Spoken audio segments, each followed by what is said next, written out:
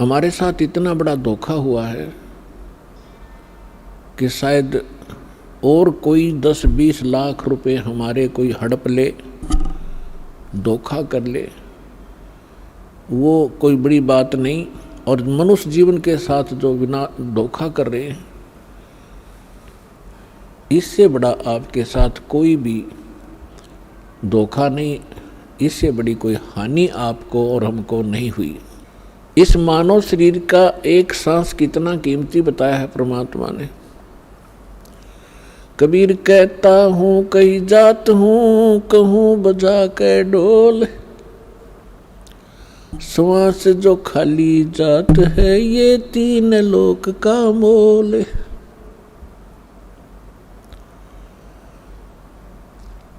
एक श्वास भी परमात्मा की भक्ति के बगैर व्यर्थ आपका जाता है। तो इस मानव शरीर के एक श्वास की कीमत इस 3 लोक भी इसको दे दे तो भी थोड़े हैं।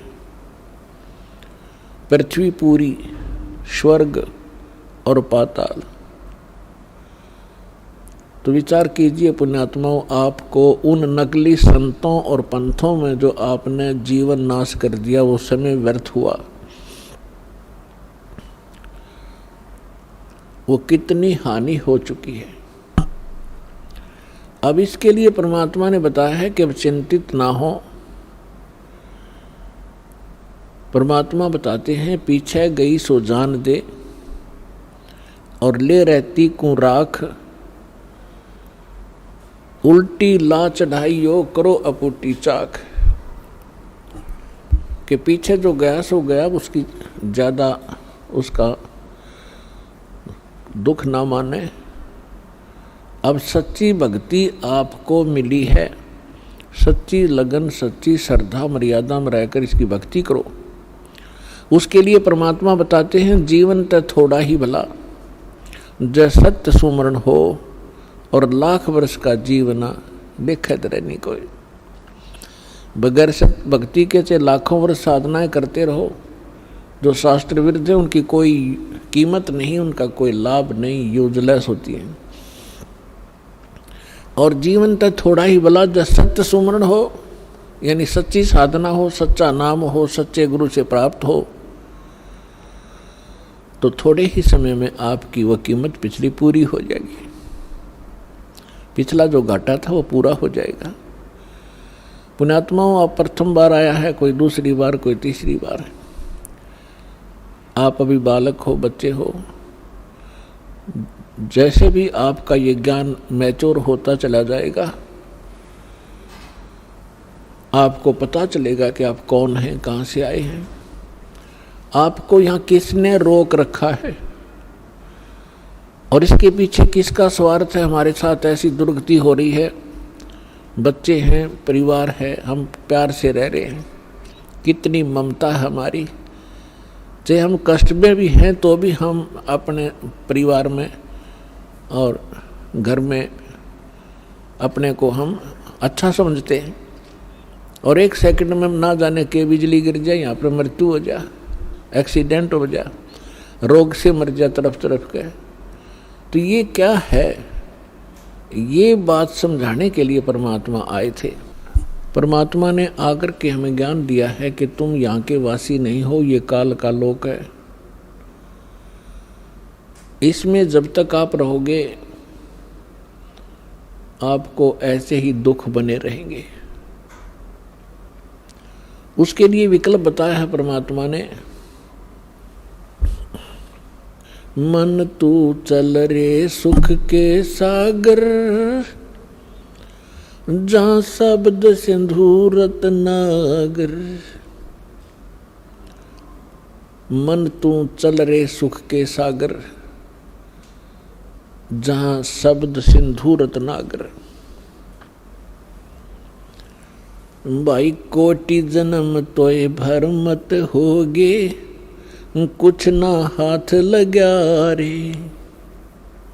कुकर सुकर खर बया बोरे, कौवा हंस बुगारे। मन तू चल रे सुख के सागर, जहाँ शब्द सिंधु रत्नागर। कोटि जन्म तन भरमत होगे, कुछ ना हाथ लग्या रे। कोटि जन्म तोय भरमत होगे, कुछ ना हाथ लग्या रे। कुकर सुकर खर बया बोरे, कौआ हंस बुगारे मन तू।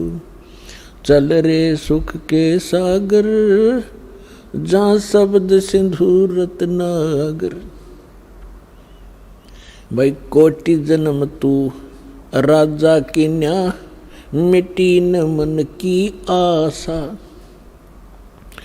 कोटि जन्म तू राजा की न्या, मिटी न मन की आशा। भिक्षुक होकर दर दर घूम्या, ये मिला ना निर्गुण रासा मन तू। चल रे सुख के सागर, जहाँ शब्द सिंधु रत्नागर। इंद्र कुबेर ईश कीरे पदवी, ब्रह्मा वरुण धर्म राया। इंद्र कुबेर ईश कीरे पदवी, ब्रह्मा वरुण धर्म राया। विष्णुनाथ के पुरकू जाके, तू बहुड़ अपूठा आया मन तू। चल रे सुख के सागर, जहाँ शब्द सिंधु रत्नागर। असंख्य जन्म तोय भरमत होगे, जीवित क्यों न मरे रे। भाई असंख्य जन्म तन मरत्या होगे, जीवित क्यों न मरे रे। द्वादश मध्य महल मठ बोरे, बहुर न दे धर रे मन तू। चल रे सुख के सागर, जहाँ शब्द सिंधु रत्नागर। दोजक भिष्ट सभी तै देखे, राजपाट के रसिया। दोजक भिष्ट सभी तै देखे, राजपाट के रसिया। तीन लोक से तरपत नाही, ये मन भोगी खसिया मन तू। चल रे सुख के सागर, जहाँ शब्द सिंधु रत्नागर। मन तू चल रे सुख के सागर, जहाँ शब्द सिंधु रत्नागर। भाई सतगुरु मिले, सतगुरु मिले तो इच्छा मिटे, पद मिल पदे समाना। सतगुरु मिले तो इच्छा मिटे, पद मिल पदे समाना। चल हंसा उस लोक पठाऊं, जो आदि अमर अस्थाना मन तू। चल रे सुख के सागर, जहाँ शब्द सिंधु रत्नागर।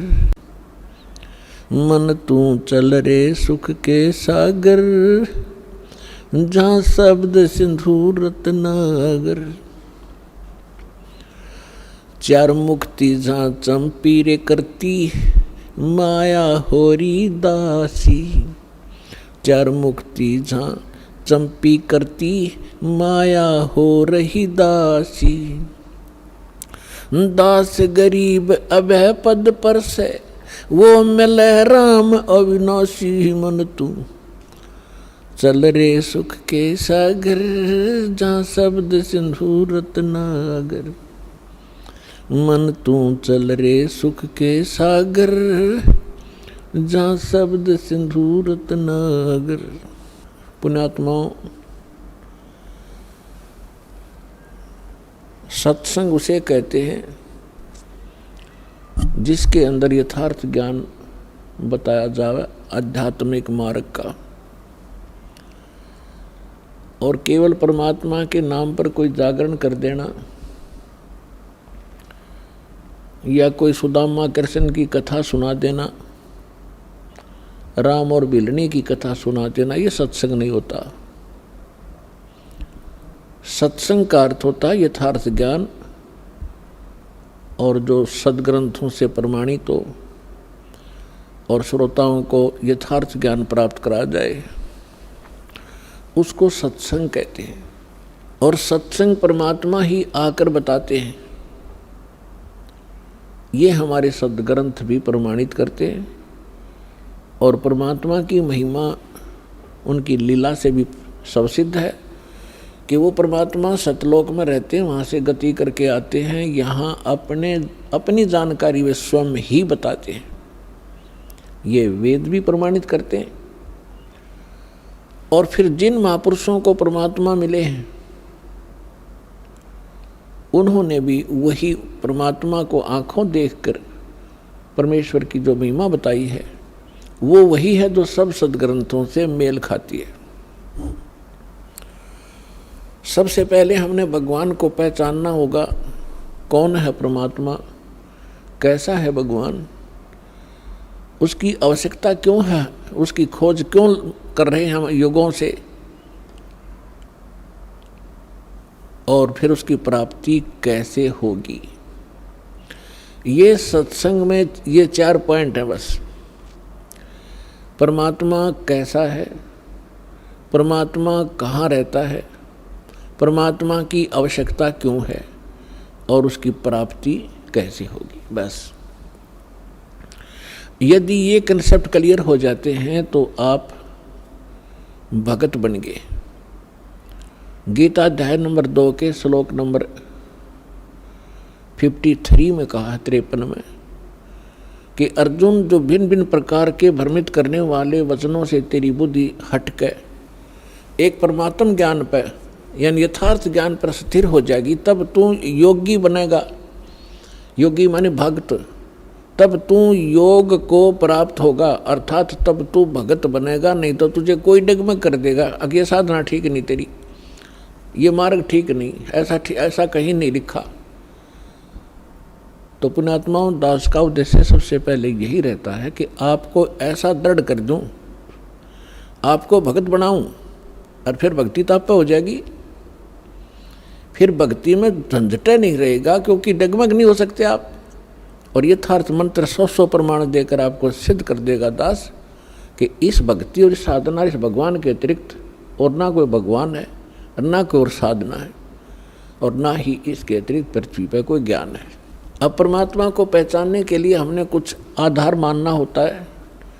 जिन सद्ग्रंथों को हम सत्य माना करते थे, हमारे पवित्र वेद, पवित्र श्रीमद् भगवद गीता, पवित्र पुराण, और इसके साथ साथ हम अन्य धर्मों के ग्रंथों को भी महत्व देते थे। पवित्र गुरु ग्रंथ साहिब, पवित्र कुरान, पवित्र बाइबल। तो पूरे मानव समाज को ये 4, 5, 7 जो सद्ग्रंथ हैं, इन सभी पूरा विश्व आ जाता है जो इन पर आधारित है। और ये सद्ग्रंथ हमें क्या ज्ञान देते हैं, उसको न तो गुरु ग्रंथ साहिब को सिख समझ सके वर्तमान के, और न ही वेदों, गीता और पुराणों को हिंदुओं के गुरु ये आचार्य शंकराचार्य और ब्राह्मण समझ सके, और न ही कुरान को ये काजी और मुल्ला समझ सके, ये पीर भी नहीं समझ सके। ऐसे ही बाइबल को उनके फादर और उनके वो अनुयायी नहीं समझ सके कि बाइबल बताना क्या चाहता है। एक ही उदाहरण से समझदार को संकेत पर्याप्त होता है। पूरे ईसाई धर्म के अंदर किसी से पूछ कर देख लो, what is the form of God. बालक भी लेकर बड़े तक कहेगा गॉड इज फॉर्मलेस, परमात्मा निराकार है। और पवित्र बाइबल के प्रथम ही अध्याय में, चैप्टर में, उस क्रिएशन के अंदर स्पष्ट लिखा हुआ है कि परमात्मा ने 6 दिन में सृष्टि रच दी सारी, और 7वें दिन विश्राम किया। तो परमात्मा ने 6ठे दिन कहा, और बाकी रचना करके 6ठे दिन कहा कि मैं मनुष्य की रचना करूंगा। पशु पक्षी पहले रच दिए, पेड़ पौधे रच दिए, फिर कहा कि मैं मनुष्य को अपने अनुसार, अपने स्वरूप के अनुसार रचूंगा। और ऐसा ही परमात्मा ने मनुष्य को अपने जैसा बना दिया। तो परमात्मा फॉर्मलेस क्यों कर हो गया। ऐसे कुरान शरीफ किसी भी मुसलमान भाई को पूछ कर देखिएगा कि परमात्मा कैसा है? परमात्मा बेचून है, निराकार है। सूरत फुरकानी, पवित्र कुरान शरीफ के अंदर सूरत फुरकानी 25 आयत 52 से 59 में कंसेप्ट क्लियर कर रखा है।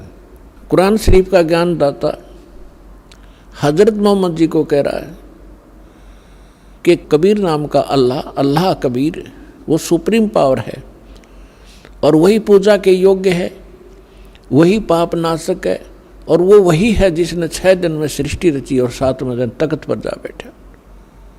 लेकिन कुरान शरीफ का ज्ञान दाता भी कहता है कि मैं उसके बारे में जानकारी नहीं रखता, उसकी खबर किसी बाखबर से पूछ लीजिए, किसी तत्वदर्शी संत से पूछिए। अब उसमें क्या लिखा है कि 6 दिन में सृष्टि रची, 7वें दिन तख्त पर जा बैठा। तो निराकार कैसे हुआ? वो जो सिंहासन पर जाकर बैठ गया। इसी प्रकार हमारे हिंदू धर्म के गुरु किसी से पूछ कर देखिए, श्री राम कृष्ण को वो साकार भगवान मानते थे और लास्ट में कहते थे वो भगवान तो निराकार है, वो तो निर्गुण है, और वही फिर साकार में आता है तो राम और कृष्ण बन जाता है। इसको कहते उआ बाई। ये माला पैर हुए हैं मुक्ता, सटदल उआ बाई बकदा। ये पैर के कंठी माला सिमरनी, दिखा बड़े महात्मा है भाई, बोलने संस्कृत। इसके बारे में परमेश्वर ने कहा है कि कंठी माला सुमरनी, पैरे से क्या हो, ऊपर ढूंढा साध का तन अंतर रख्या खो। ऊपर तो महात्मा दिखर बड़े बड़े बाल रखवा के, लाल पीले कपड़े पहन के, 5-4 माला डाल के, अंदर तो कख भी नहीं तेरे। ऊपर ढूंढा साध का और अंदर रख्या खो। तो पुण्यात्माओं, सौभाग्य आपका, परमेश्वर ने रजा करी आपके ऊपर, इस दास को इस योग्य बनाया कि परमात्मा की महिमा को ठीक ठीक जाना।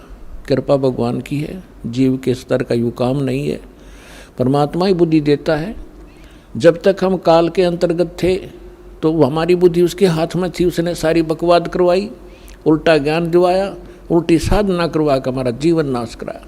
अब हमारी बुद्धि परमपिता के हाथ में होगी, हम उसकी शरण में चले गए। अब हमारी बुद्धि उसके अनुसार चलेगी, काल का इसमें कोई डिस्टर्बेंस नहीं रहेगा, यदि हम मर्यादा में रहेंगे तो। और हम मर्यादा भंग करके